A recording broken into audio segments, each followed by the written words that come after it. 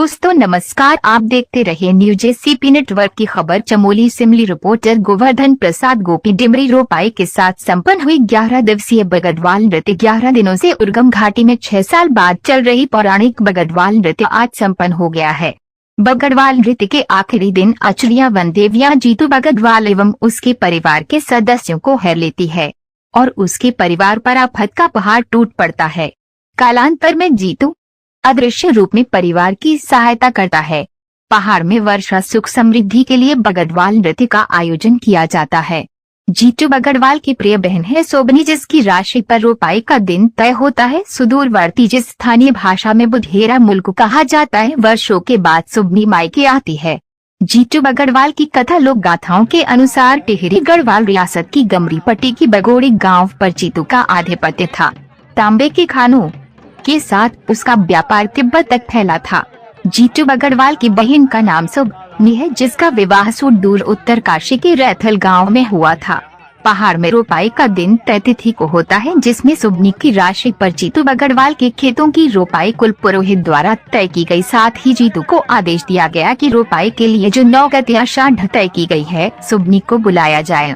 माता पिता व कुल पुरोहित जीतू बगदवाल को बहन के ससुराल जाने के लिए मना करते हैं, तो जीतू बगदवाल अपने छोटे भाई सोबनी को प्रमोद के साथ सोबनी के ससुराल भेज देता है।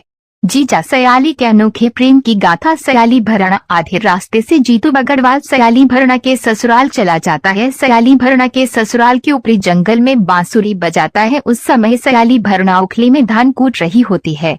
बांसुरी की मधुर धुन को भरणा समझ लेती है कि ये तो उसके जीजा जीतू बगदवाल की बांसुरी की धुन है। वह अंकली में धान को छोड़कर चली जाती है। जहां बांसुरी की मधुर तान को जीतू बगदवाल बजा रहा होता है, वहां पहुंचकर जीजा जीतू बगदवाल का कुशलक्षेम पूछकर जीजा जीतू बगदवाल को घर चलने के लिए कहती है। घर में सुंदर पकवान खीर बनाए होते हैं जो जीतू बगदवाल को परोसे जाते हैं, तो वह कहता है कि मैं तो बिना मांस के तो खाता ही नहीं हूँ, मैं तुम्हारे जंगल में शिकार खेलने आया था। तब सयाली भरणा हंसी मजाक में वचन देती है कि तुम न जिंदा मांस लाना न मरा हुआ, यदि तुम लागे तो मैं तुम्हारे साथ आ जाऊंगी तुम्हारे घर। जीतू बगदवाल शिकार खेलने जाता है, पर न जिंदा मांस न मरा हुआ लाना और बिना मांस का घर भी न आना। इसी सोच के साथ कि कैसे वचन होगा सयाली का पूरा, जीतू बगदवाल एक वृक्ष के नीचे बैठकर बांसुरी बजाता है। बांसुरी के सुंदर लहतान पर आचरिया मोहित हो जाती है और जीतू बगदवाल का हरण करने लग जाती है। तब जीतू बगदवाल आचरियों वन देवियों को अपने गांव में रोपाई में बुलाने व मान सम्मान का वादा करता है। साथ ही सयाली भरणा की इच्छा भी बता देता है। आचरिया उसे लवट्टू यानी भेड़ दे देती है, जिसे लेकर वह सयाली भरणा के घर जाता। सयाली भरणा वचन के अनुसार शर्त हार जाती है और जीतू के साथ चली जाती है। बहन सोबनी भी भाई सोबनियों के साथ मायके पहुंची है। वर्षों के बाद मायतियों से भेंट होती है तो छलक उठती है, आंखें जो रुकने का नाम नहीं लेती है।